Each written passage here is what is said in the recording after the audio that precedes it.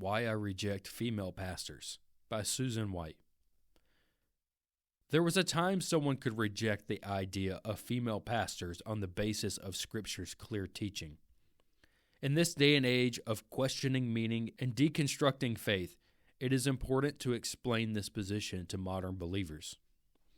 I grew up in the United Methodist Church, where women were ordained as pastors my entire life. I saw no issue with this and once filled the pulpit myself when our pastor was out of town. My view on female pastors, however, began to change after 20 years as a false convert. God saved me and I began to read His Word for myself for the first time in my life. Passages such as 1 Timothy 3:1, "If any man aspires to the office of an overseer, it is a fine work he desires to do," and Titus 1:6, "An elder must be blameless, faithful to his wife," are clear that men are biblically qualified not only to fulfill but also to aspire to the office of pastor, elder, overseer.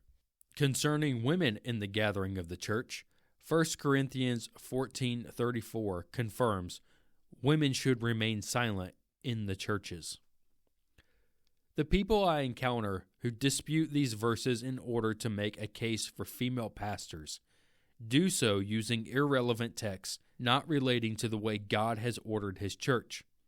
Whether it's Miriam, Deborah, Priscilla, Phoebe, or Mary Magdalene, none of these women fulfill the role of pastor, and none of the passages that speak of these women concern themselves with the order and function of the local church assembly.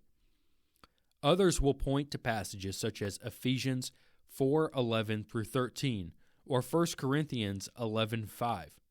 But those passages, likewise, do not pertain to the gathering of the church. Since the Bible speaks clearly on this subject, why the vigorous debates? I believe it goes back to Genesis 3. The serpent asked Eve, "Did God actually say, 'You shall not eat of any tree in the garden'?" To which Eve confirmed, yes, God really did say this, and not only did God say it, but if Adam or Eve disobeyed by eating or touching the fruit, that their consequence would be death. Then the serpent proclaimed, "You will not surely die, for God knows that when you eat of it, your eyes will be opened, and you will be like God, knowing good and evil." We see two tactics used here by Satan, and it is the same two tactics I see used by those who defend female pastors. The first tactic is no doubt what God's Word says. The second is to doubt that He meant it. When I was a member of the UMC, I heard rumors that there were those who used the Bible to say women could not be pastors. But I was a false convert who really did not care to look and see if that was true, if God really said such things.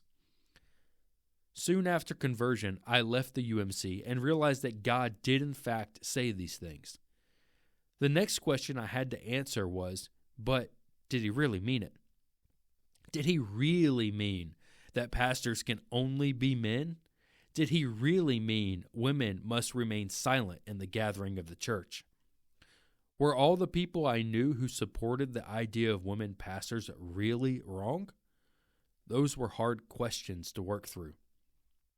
As I worked through them, I realized if I truly believed the Bible was God's authoritative, inerrant, infallible, and all-sufficient word, then there was no conclusion I could come to except to reject the idea of female pastors. So why is this such a heated debate?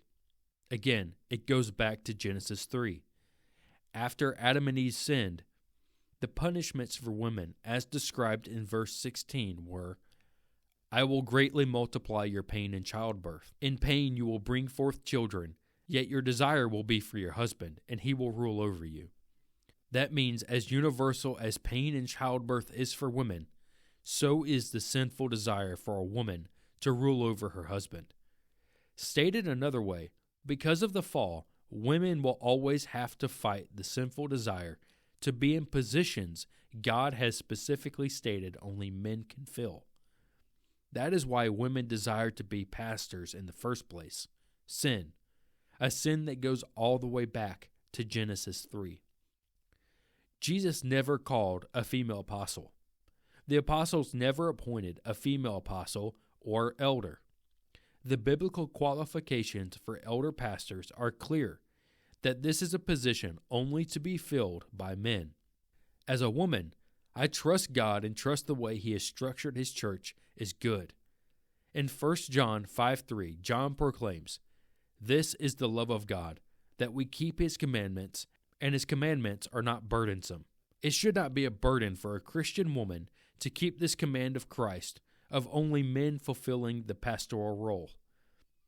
If a woman finds that it is burdensome, I would encourage her to do as I did: search the Scriptures, pray, and trust in the authority and sufficiency of God's Word and His design for His church, for all God does is good.